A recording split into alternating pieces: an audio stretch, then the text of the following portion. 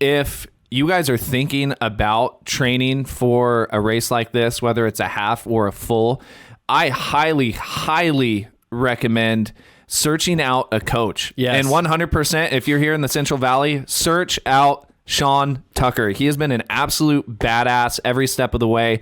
I think we would be like lost little puppies without Sean guiding us in this training. And I know when it comes race day, I know we're going to be the most prepared we can be because of Sean's guidance.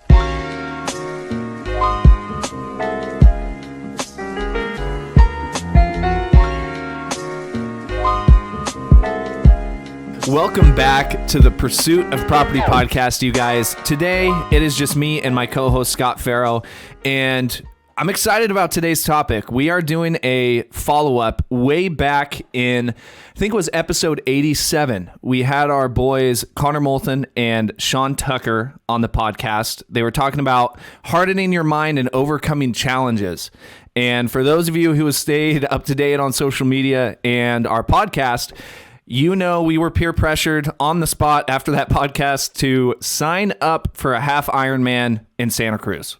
So today we are going to be talking about how that training is going and how we've taken some of these lessons learned to continue building endurance in our businesses. So, yeah. Scott, how are you doing this morning? I'm tired this morning because of this Ironman. Yeah. So it works out. We were supposed to do a book review today on the 4-Hour Work Week. You and I both felt like we were rushed a little bit towards the back half of the book, so we wanted to take our time.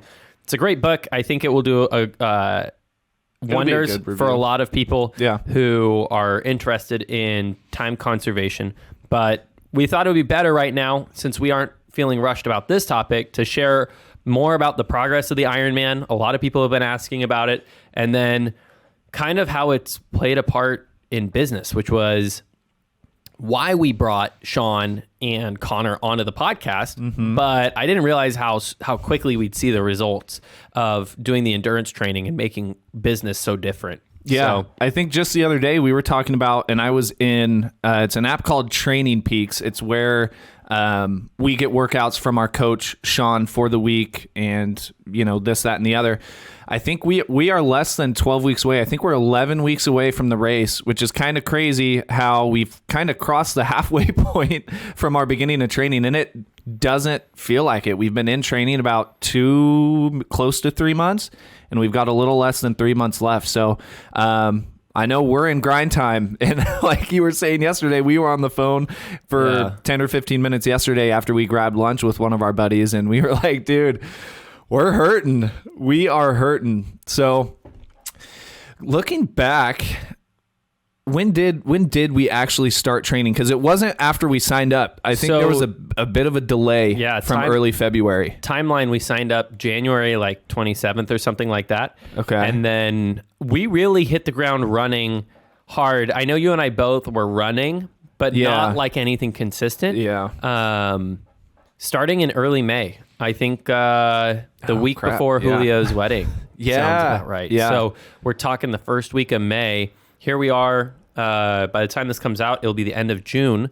And just in that few months, the 2 months that we've had, I feel like you and I have both made some really big changes in our business, and then also just changes in our lifestyle, like what we're doing, what we're focusing on. So it's had a lot of an effect.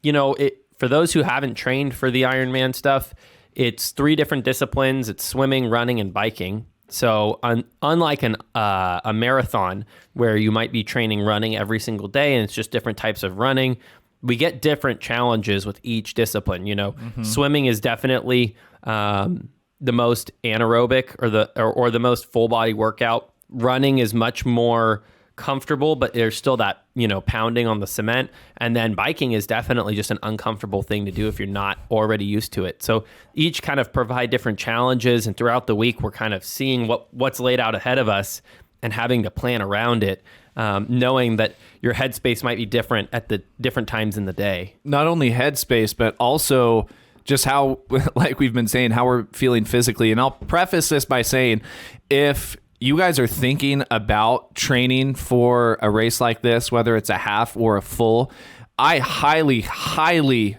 recommend searching out a coach. Yes. And 100%, if you're here in the Central Valley, search out Sean Tucker. He has been an absolute badass every step of the way.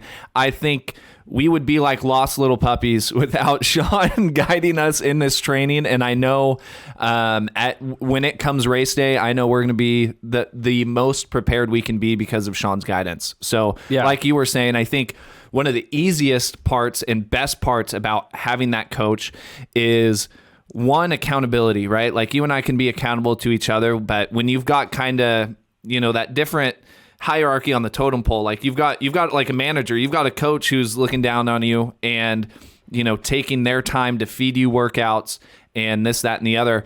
If you miss a workout, you don't miss a workout unless you're sick or unless you're out of town or something. Yeah. Right. So I know having those workouts preloaded in, and then like you were saying, I know one of the biggest learning curves or like transitions having to make here that I know we're still adjusting to is fitting in these workouts, because we're working out minimum 6 days a week. Now it's going to be 7 days a week, no rest days, with work, with personal lives, with date nights, right? We're having to carve out this time, which I know has been a little bit of a transition curve, at least on my end. Yeah. I think the value, though, that's come from it is you and I have both been more diligent on when we're going to be working and when we're going to not be working. Mm-hmm. And so when we're at work, we're much more focused, because if later I'm going to be on a run, I can't stay late at the office. Like the hours to run do come to an end. Like you can't just go run at 10 o'clock at night and expect to perform correctly, right? And so I think there's value in that, just the time element of the endurance training, unlike lifting like we were doing before, where you could jump into the gym and be out in 45 minutes. If you're going to go swim, there's setup, cleanup. Same with like biking. There's getting your bike ready, getting on the bike, going. That's a 15-minute process. And then with running, as simple as it is, just to get the workout in, it's just a long duration. We're talking the shorter runs are 30 minutes, which is nice. But now that they're at like 45, 50, 60 minutes, it's becoming more of a, that's your rest day workout. So that's like the fastest time frame that you'll have. Yeah. And just the other day, I know it's been like this slow buildup, right? Like starting out with kind of the half hour, and now we've built, and I know we've got 2-hour bike rides in the middle of the week. Not even just on Saturdays. We had a 2-hour ride in the saddle just this week, or it may have been last week. It was last week. Thrown in on a Wednesday. And it's like, dude, up at 4:30. Yeah. You got to get it out of the way in the morning, because although Fresno's had this nice weather, you can't ride outside in the heat, No. Well, and Saturdays so far have been the even bigger days. I know you just posted this past Saturday, me, you, and our buddy Martin, we went out and did 40 miles on the bike and finished it up with a 3-mile run. And between, driving there, set up, doing the workout, finishing up and cooling down, I mean, it's 3 hours carved out on your Saturday morning to get this done. And as we continue to get closer to the race, these workouts are just going to continue to creep up and get a little longer and longer and longer. So,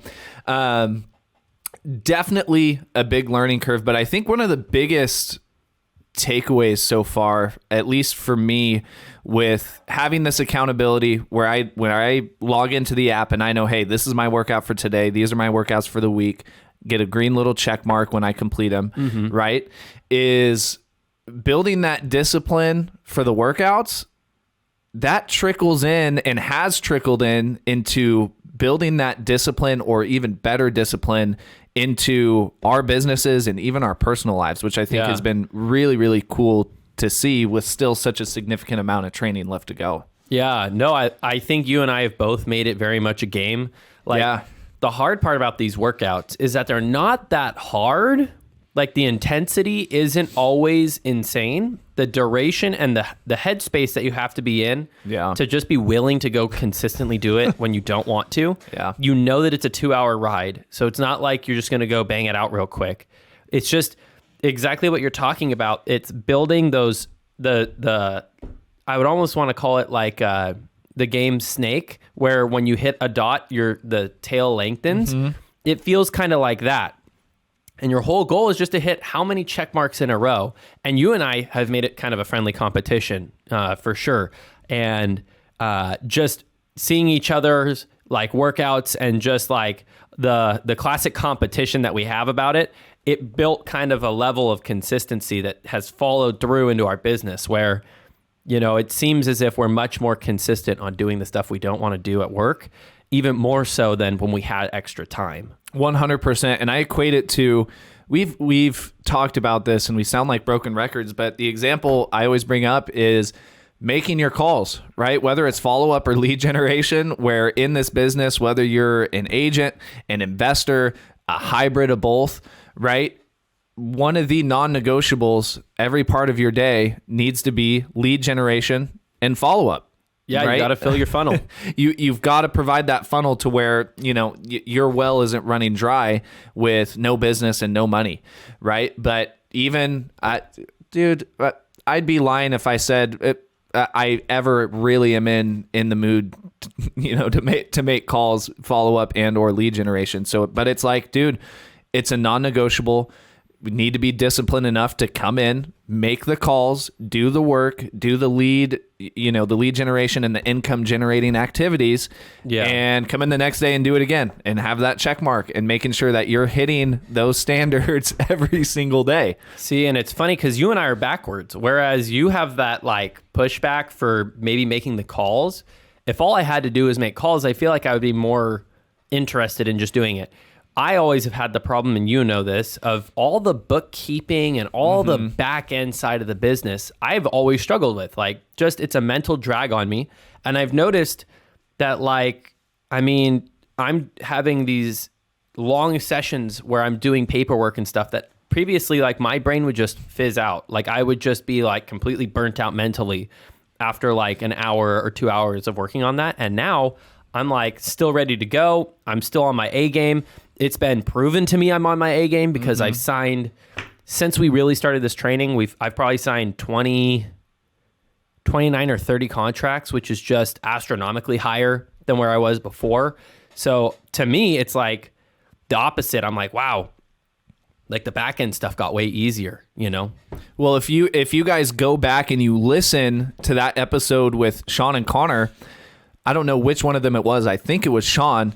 He explains that same exact thing back in, you know, way back in the podcast. He was like, dude, you would be surprised what your body is capable of, and you will be pleasantly surprised. It doesn't mean if it doesn't matter if you're getting up at 4 and doing your ride. When you come into the office, you are as sharp as you will ever be, right? And it will pleasantly surprise you where, you know, you may be getting up at the butt crack of dawn and hitting a 2-hour workout, but when you come into the office, you feel good. You know what I mean?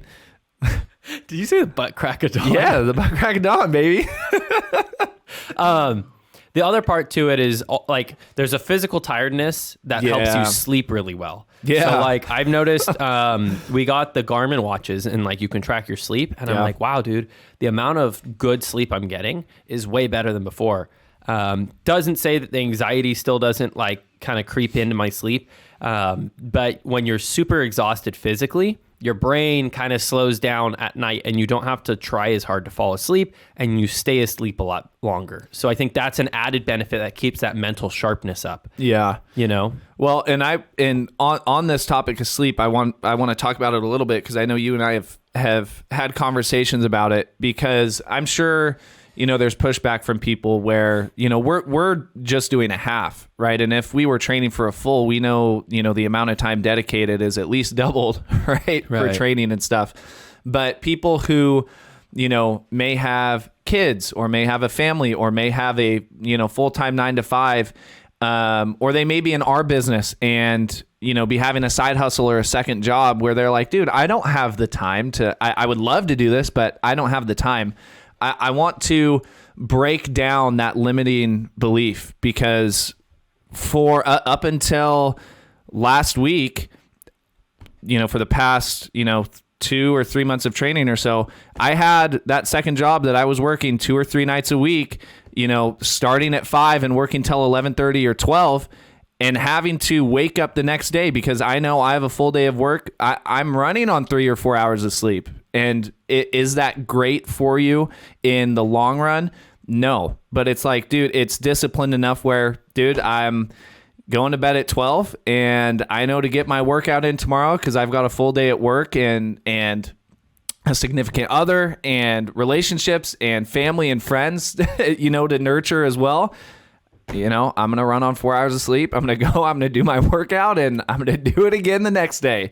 So I want to break down that limiting belief for people because if there's a will, there's a way. It sounds cliche, but you would be surprised what your body can do. Yeah. The other part to it with the endurance stuff is we set like this goal of running in the Ironman in September. Mm-hmm. Then we started getting specific on, okay, well, what timeline do we want to break? Like what time frame do we want to complete the race in? Yeah. And then I noticed that kind of translated over to business that like at the start of the year, you and I talked about this, I was not able to come up with a goal. Like literally you kept asking me, what is your goal this year? What is your goal this year? What is your goal this year? And I kept going, I don't know. And I think that comes from being in like a mental fog and just not really having direction on what I'm doing.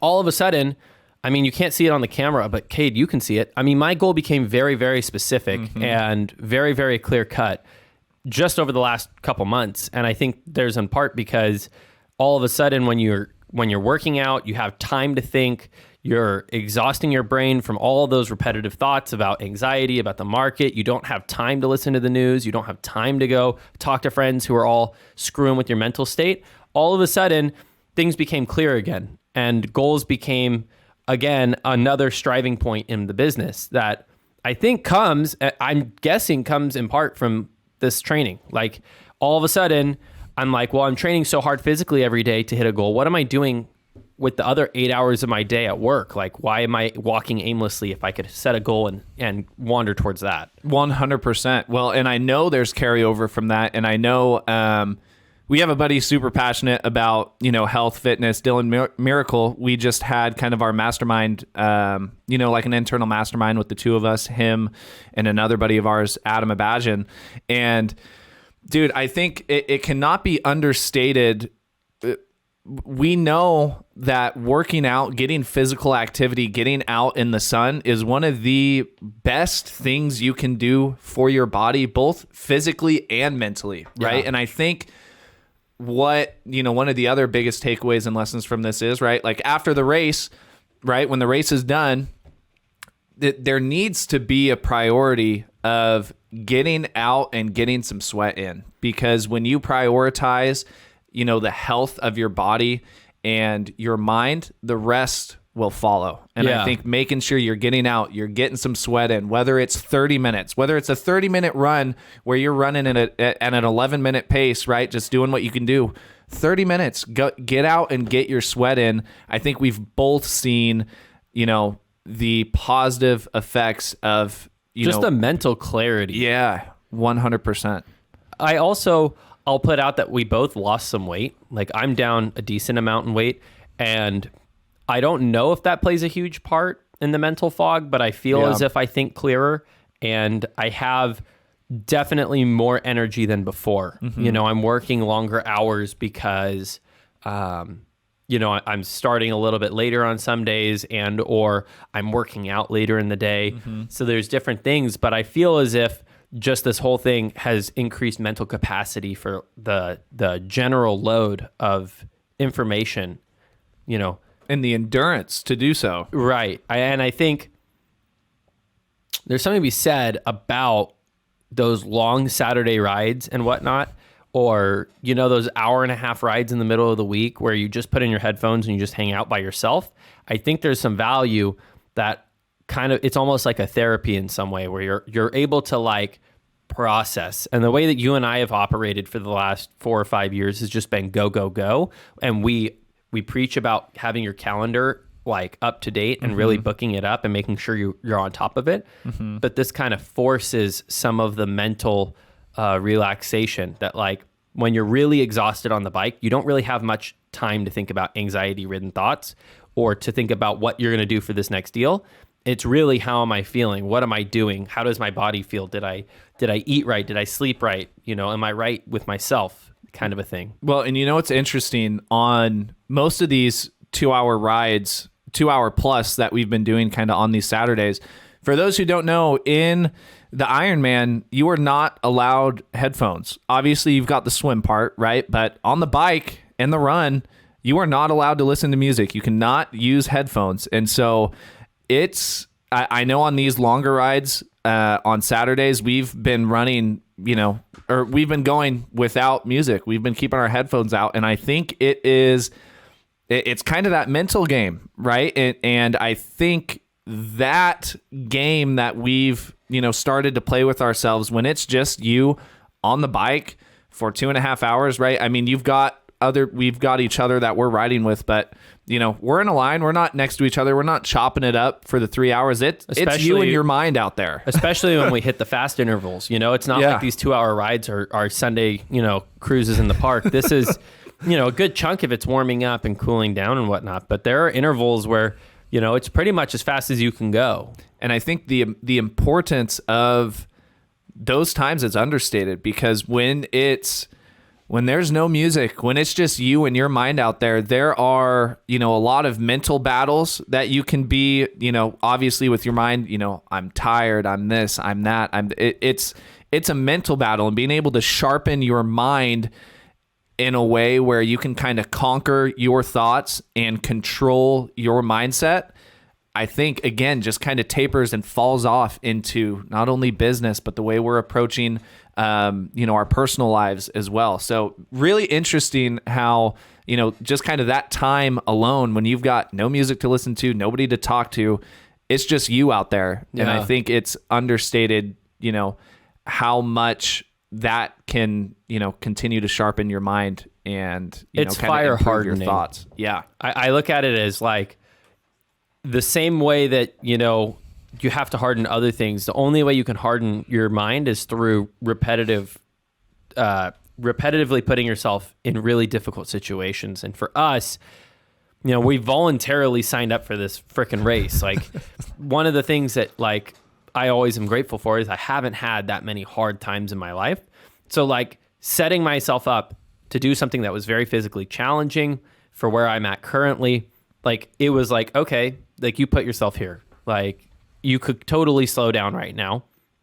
Like, especially like this Saturday on the bike ride, I was like, you could slow down right now. Nobody would know. Like, everybody's going to assume you're tired. You're hour and 40 minutes into this ride. You've got to run after this. It's, it's getting a little warmer. You could slow down. Nobody would know. And then having that internal dialogue, like, I'll know. And so you're reminding yourself, like, I put myself here. I am going to do this to my best capacity. I don't care what anybody else thinks, because frankly, Martin's faster than both of us by a lot. And like, it doesn't matter that he's faster. He doesn't give a crap what I'm doing. You don't give a crap what I'm doing. I'm not paying attention to you. It's all literally, am I giving it my best right now? And am I doing it to a T? Dude, because it's you versus you out there. There's always going to be people faster. There's always going to be people slower. There's always going to be people making more money than you. There's always going to be people making less money than you. Did you think about that at all? Yeah. I didn't even think about that in the business world, that whole thing where Sean says, run your own race and don't look. It's very much parallel to, like, don't compare yourself to the guy making $1 million, because you might not be somebody who wants to make $1 million. Yeah. Well, we just had this conversation at lunch yesterday. Everybody, I think it's good to have people in your network who are, it's kind of a little bit contradicting thoughts, but I kind of want to talk it out, where we were just at a mastermind a while ago, or one of the real estate events, and they were like, you should be spending part of your time with people who are on the same level as you, right? You should also be spending your time with people who are ahead of you and who you are striving to be, right? But I think it's, one, the benefits from that being you can work out issues in your business with people who are in similar spots and maybe dealing with similar issues, but also spending the time with the people who are ahead of you, because it's, you don't need to reinvent the wheel. They've gone through these issues before. It's good to not be the smartest person in the room. You don't want to be the smartest person in the room, but it's also balancing that with, exactly. I'm running my own race. This is my journey. I need to keep my head down. I can't get caught in the comparison trap with whether somebody's faster or slower or making more money or making less money. I'm on my own journey, dude, and I've got to keep my head down and make it my journey. You know what I mean? No, and also I think like the target goal has changed a lot. Yeah. The same way that last year, if you were to have asked us, I think our thing would have been like make as much money as we can. And even then, I think we both started having thoughts about, well, maybe that's not what's most important. But then it became like our goal switched to more like, I want to do really, really well during the hours that I'm here, but I want to spend less hours here. Right. And so that kind of changed too. And I think a part of that came from like, we're doing stuff outside of work that we would never have done last year because we would have said it takes too much time. And now that we're doing something outside of work, and then when we're at work, we have better mental clarity, it's like, oh, maybe that's actually the key, is figuring out like the guy who's working 16 hours a day on his business, he may not be the only person that can make that money. Like there's other ways to get to the same goal or to get to different outcomes, right? Like I don't think everybody is going to want to do Ironman stuff. Right? Yeah. We're looking at it. We're going to do a half. It's a huge commitment, but we're not going and trying to compete in powerlifting or bodybuilding or anything else. Like we picked something that we liked. Yeah. So, keeping your head straight and not letting that comparison game really pull you off course has also been kind of important. Yeah. And some of the stuff you hit on, this is why I'm excited when we have gotten through the book, because a lot of this, kind of relates to, like you had mentioned in the beginning, the 4-hour work week. I'm excited to kind of get to that episode because a lot of, the things you just talked about are things and, lessons and good tidbits from that book that, if that's something you align with in your goals and how you want to spend your time, not only in your business, but personally, I think will be really, really good for people to hear if they haven't read the book already. Yeah. So. Well, let's talk then more about, the training. Do we want to share any of the numbers or anything just for the people who are interested if they want to try to do it themselves? Yeah, let's do it. So are you going to pull it up? I am. So at the start, and this is more so if you're trying to get more into the endurance world, just to kind of get an idea of what it looks like. We started out with very, very easy runs, things that felt like they were so slow that you were walking to a point.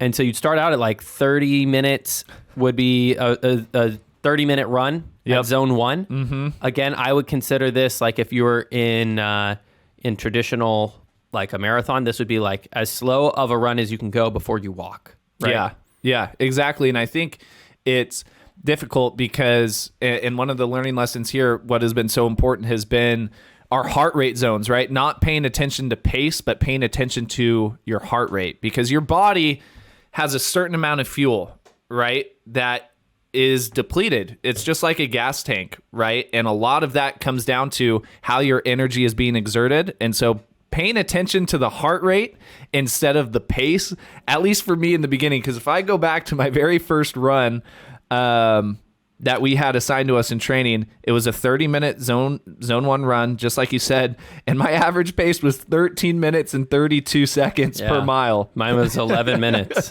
per mile. And so coming from, like you were saying, before we kind of honed in and got started on the training regimen, we were doing runs here and there, and we were, going significantly faster, but having that learning curve of, hey, heart rate is the most important here, not pace. Yeah. And at the start, our Saturdays were like, it looks like a 90-minute free ride, meaning going out, not crushing it, just kind of enjoying your ride, and then followed by a 10-minute zone 1 run. So again, these aren't super hard, and the translation here is that don't start in your business with a sprint. Yeah. Like you have to kind of warm up to get to that high level. Mm-hmm. Don't look at the guys doing 100 deals a year and say, I need to start there. Start incrementally increasing, or else you're going to experience burnout quickly. 100%. And I know, so starting, and then we sprinkled in lifting, some full body lifting with, again, finishing up the lifts with, 10 to 12 minutes run right off the bat. I'm trying to see here. Okay, here we are climbing up to a 40-minute run after a couple weeks, right? So started off with the 30s, then they bumped up to the 40s. This is when we introduced swimming.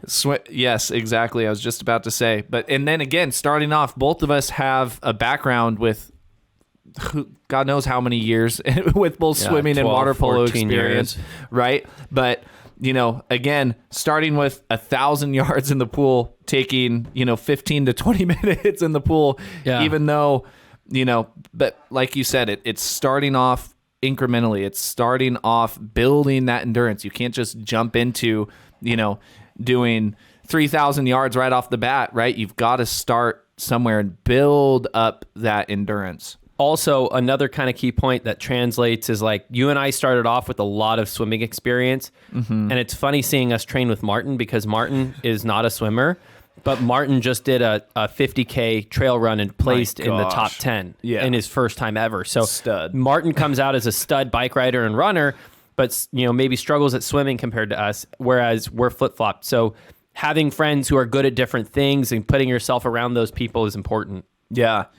And slowly but surely, I have two workouts I know off the bat I want to talk about. The first being the threshold test. Talk through the threshold test. Let's talk about the threshold test. Okay, so you guys, in our training up until a point, like we're doing these 30-minute runs, we're starting off with these baseline workouts, and it's to build a baseline of, like I was saying, heart rate. Fitness. Heart rate is the most important. And if you've ever, done, running or swimming or stuff like that, you may be familiar with zones for your heart rate, like zone 1, zone 2, zone 3, and etc. So after we had established, after a few weeks of training, this baseline of our, fitness and kind of gathering heart rate data, this is where a coach, having the coach really is huge, right?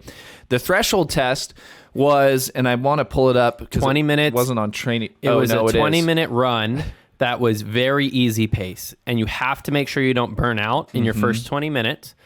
The second 20 minutes was at the fastest pace that you could hold for the 20 minutes. And the way that we worked it was that if you went up in pace, you could not come down. So accelerate slowly, and the last 5 minutes, you should be so gassed that you almost fall over. Like, it should be the fastest that you can possibly go and maintain. And that's so funny because it's been, for me, it's been a month, and I actually had to get off of running for a bit because I injured myself a little bit after this. And my fastest pace was only in the high sixes, about 650.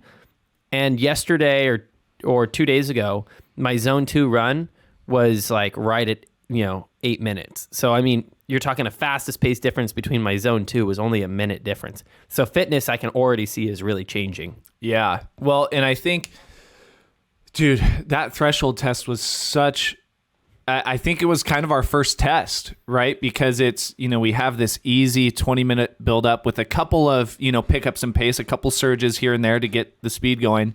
But then for that back half, that 20 minutes, your goal is getting your heart rate as high as it can go and putting in as much effort as you can do. No rest, no breaks, no slowing down. It's 20 minutes of freaking going as hard as you can. I went first, and I got my heart rate up to 175. I have a naturally slower heart rate. Yeah. But I remember being absolutely gassed, and I texted you after, like, dude, I almost yacked right after this run. Yeah. But then yours was what really impressed me. You came out right after a trip to Mexico. You were sick before, and what did you get your heart rate up to? 191. Savagery. Savage. So, dude, it was crazy. And, going back to, kind of having these tools like the Garmin watch and the connected app where you can see, all of this data in one place is really, really cool. This is kind of all nitty gritty for the people who might want to do it themselves. Yeah. Probably if you're just listening to this for real estate advice, this probably isn't helpful. No.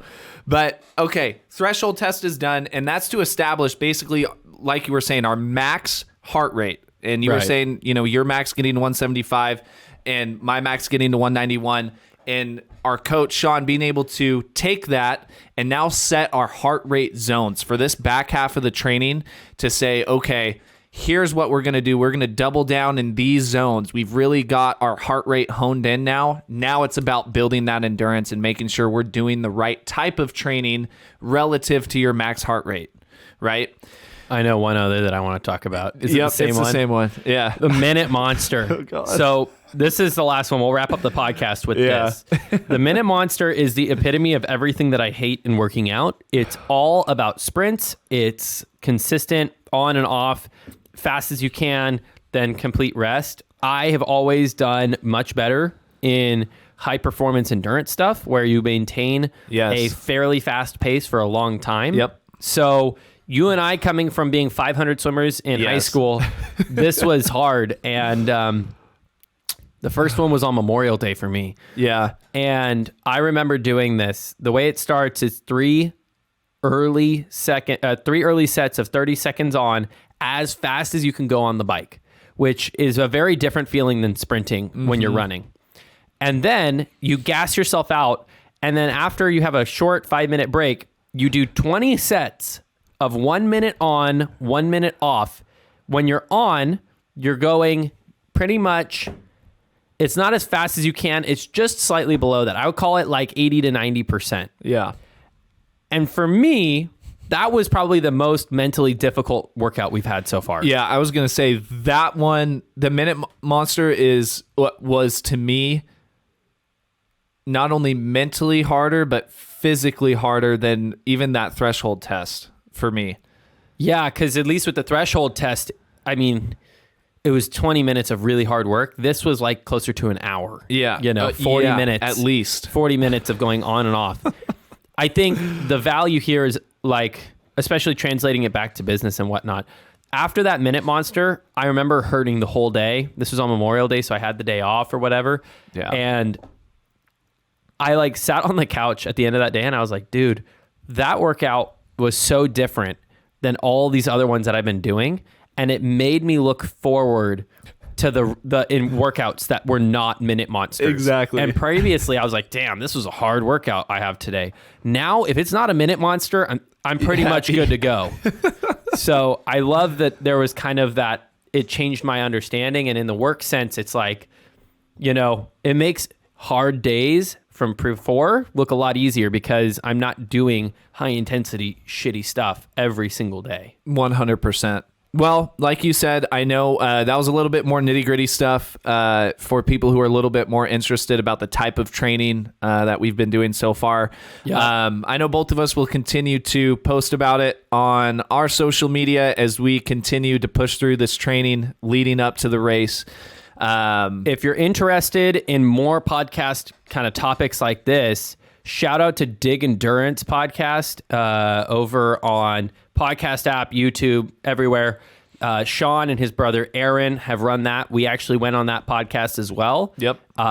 If you're interested in kind of seeing people who've definitely taken that to the next level, I would recommend that you take a look at that podcast. Absolutely killer podcast. Those guys do an amazing job over there with not only their topics, but the guests and the absolute badasses that they bring on and talking about mental, resiliency and this, that, and the other. So, great shout out there. And I think, like I said, we'll continue to post about our Ironman training. If you guys have any questions about what we're doing, feel free to reach out. And obviously, if you're thinking about signing up for a race, come join us.